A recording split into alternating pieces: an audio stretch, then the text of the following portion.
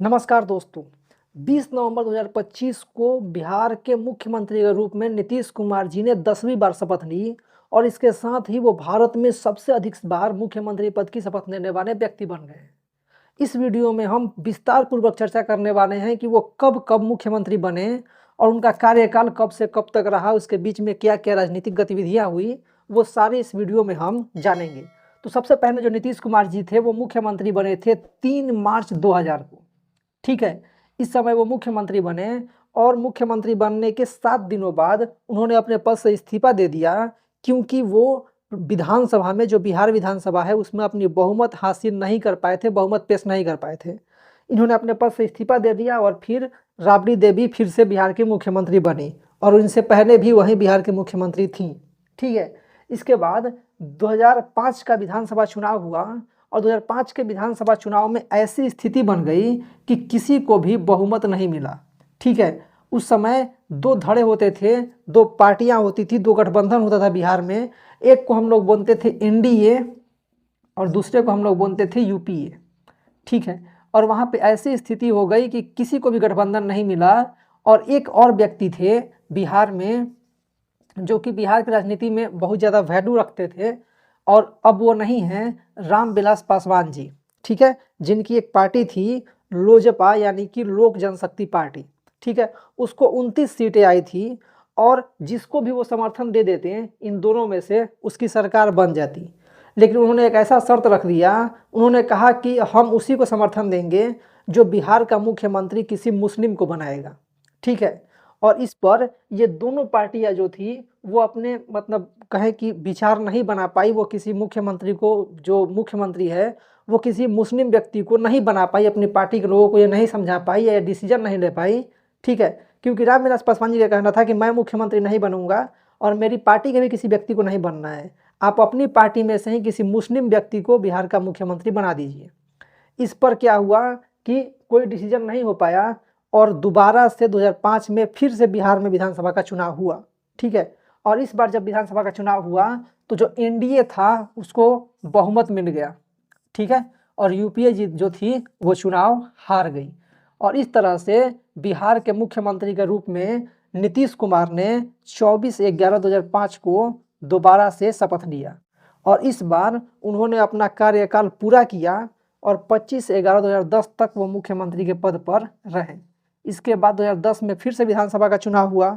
ठीक है, वो यहाँ पर एनडीए के साथ मिलकर के सरकार चला रहे थे। ठीक है, फिर से वो एनडीए के साथ मिलकर के चुनाव लड़े और 2010 में फिर वो बहुमत लेकर के आए, प्रचंड जीत हुई उस समय। ठीक है, इसके बाद क्या हुआ कि वो 2010 में सरकार बनाई, 26/11/2010 को वो तीसरी बार मुख्यमंत्री बने। लेकिन हुआ ये कि 2014 में जो बीजेपी थी या एनडीए थी वो अब नरेंद्र मोदी को बिहार का, जो कहें कि तरह से भारत का प्रधानमंत्री बनाने चाहती थी और नरेंद्र मोदी को प्रधानमंत्री पद का उम्मीदवार घोषित कर दिया गया। इसके बाद नीतीश कुमार जी ने बीजेपी से किनारा कर लिया, एनडीए से किनारा कर लिया। ठीक है, और इसके बाद फिर बिहार में विधानसभा का चुनाव हो, उससे 1 वर्ष पहले यानी 2014 में लोकसभा का चुनाव हुआ और लोकसभा के चुनाव में जो ये जदयू थी बिहार में वो बुरी तरीके से हार गई। ठीक है, जदयू जो थी वो एनडीए से अलग हो चुकी थी, यानी कि बीजेपी से वो अलग हो चुकी थी, उसका गठबंधन नहीं था और ऐसे में उन्होंने 2014 का लोकसभा का चुनाव लड़ा और उस चुनाव में बिहार की 40 विधानसभा सीटें जो थी वो जो एनडीए है वो जीत गई, यानी कि बीजेपी और उसके साथ जो गठबंधन में लोग थे वो सारी सीटें जीत गए। ठीक है, ये सारी सीटें हार गए। तो ऐसी स्थिति में क्या हुआ कि इन्होंने अपने पद से इस्तीफा दे दिया। ठीक है, और 19/5/2014 को नीतीश कुमार जी मुख्यमंत्री पद से इस्तीफा दे देते हैं और अपने जगह पर वो जीतन राम मांझी को, ठीक है, जिनको आप अभी जानते होंगे बिहार की राजनीति में बहुत सक्रिय हैं, अभी केंद्रीय मंत्री हैं, उनको इन्होंने क्या किया कि मुख्यमंत्री बना दिया बिहार का। ठीक है, लेकिन कुछ ही समय बाद इनको ये समझ में आ गया कि मुख्यमंत्री हमने किसी और को बना दिया है और अब वो हमारी बातें नहीं मान रहा है या उसके साथ कुछ मतलब एक तरह से कहें कि तालमेल नहीं बैठ रहा है। तो ऐसी स्थिति में उन्होंने मुख्यमंत्री पद से जीतन राम मांझी को हटा दिया और वो हटाने में भी बहुत दिक्कत हुई, वो मुख्यमंत्री का पद छोड़ नहीं रहे थे। ठीक है, तो उनको पार्टी से अलग किया गया, फिर उनको विधानसभा में कहा गया बहुमत पेश करने के लिए, वो बहुमत नहीं जुटा पाए और एक दिन पहले जिस दिन उनको डेट दिया गया था उससे एक दिन पहले ही उन्होंने मुख्यमंत्री के पद से इस्तीफा दे दिया। और इसके बाद 22/2/2015 को नीतीश कुमार जी चौथी बार बिहार के मुख्यमंत्री बने। ठीक है, इसके बाद फिर 2015 में विधानसभा का चुनाव हुआ और फिर वो 20/11/2015 को फिर से वो 2015 में जो विधानसभा का चुनाव है उन्होंने महागठबंधन बना करके लड़ा, यानी कि जिसमें महागठबंधन में आरजेडी और कांग्रेस इनके साथ थी और ये प्रचंड बहुमत से जीते। और बिहार में एनडीए बहुत बुरी तरीके से हारा था उस समय भी। इनकी जो गठबंधन था उसका 150 से अधिक सीटें आई थी उस समय।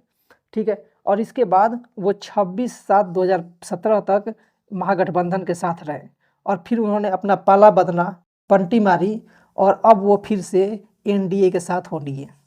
ठीक है, एनडीए के साथ मिल करके उन्होंने जो 27/7/2017 था उन्होंने एनडीए के साथ मिल करके शपथ लिया मुख्यमंत्री पद का 6वीं बार। ठीक है, फिर उसके बाद 2020 का विधानसभा का चुनाव हुआ। 2020 के विधानसभा चुनाव के बाद उन्होंने चुनाव जीता और 16/11/2000 को फिर से वो मुख्यमंत्री बने। ठीक है, 7वीं बार मुख्यमंत्री बने।